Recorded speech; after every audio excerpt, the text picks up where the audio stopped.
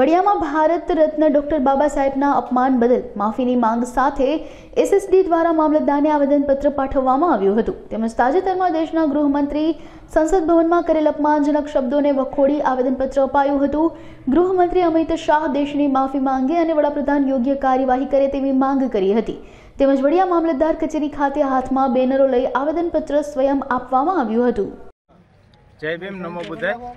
અમે બધાએ સાથે મળીને બાબા સાહેબ આંબેડકરનું જે અપમાન કરવામાં આવ્યું સાંસદ સભાની અંદર અમિત શાહ તડીપાર માધ્યમથી એણે જે શબ્દો બોલેલા હતા વિધાનસભાની અંદર કે આંબેડકર આંબેડકર આંબેડકર એવો ક્રેઝ જે અત્યારે હાલે છે એટલું જો ભગવાનનું નામ લીધું હોત તો અત્યારે સ્વર્ગમાં હોત, પણ અમે કોઈ સ્વર્ગમાં જવા માંગતા નથી। અમે જો અત્યારે જે હાલતમાં છીએ ને એ હોય તો બાબા સાહેબની દેન જ છે અને બાબા સાહેબ થકી જ અમે અત્યારે અહીંયા છીએ। અને એ પોતે પણ એ નથી સમજતો કે એ જ્યાં ઊભો છે એ પણ એક બાબા સાહેબની દેનના લીધે ત્યાં ઊભો છે। એટલે એના વિરોધમાં અમે આવેદનપત્ર અત્યારે મામલતદાર કચેરી વડિયામાં આવેદનપત્ર બધાએ મળી અને પાઠવ્યું છે।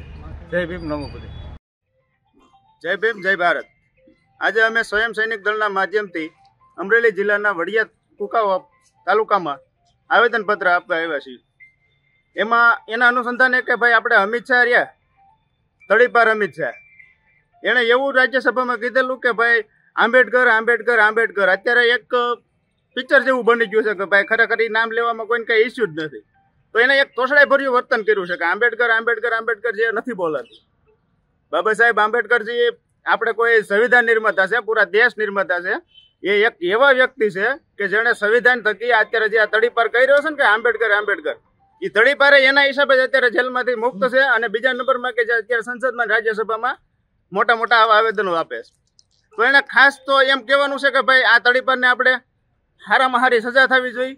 એટ્રોસિટી એક્ટ એનો કલમનો જે કાયદો આવે છે એ મુજબ એને સજા થવી જોઈએ। અને આ સ્વયં સૈનિક દળના માધ્યમથી અત્યારે અમે વડિયા મામલતદાર સાહેબને રજૂઆત કરવા આવ્યા છીએ। જય ભીમ, નમો બુદ્ધાય।